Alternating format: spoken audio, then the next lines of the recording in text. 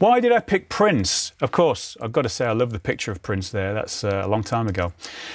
I picked Prince because this is an example of that very commercial sound that sort of appears a lot. You know, you go to Beatport and there's always, for instance, there's something with Britney Spears in at the minute.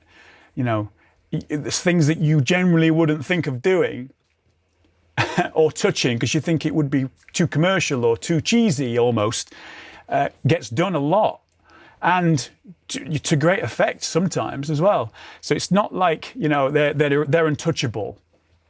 Prince in particular works because he's singing falsetto in this one, and his voice is very high. He's got that R&B tone and R&B, and it actually works with the track.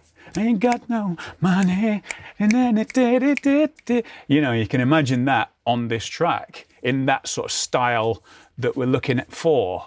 So again, there's another example, going off piste a little bit, going to something that's definitely more recognizable and commercial sounding, but you can go there if you want to.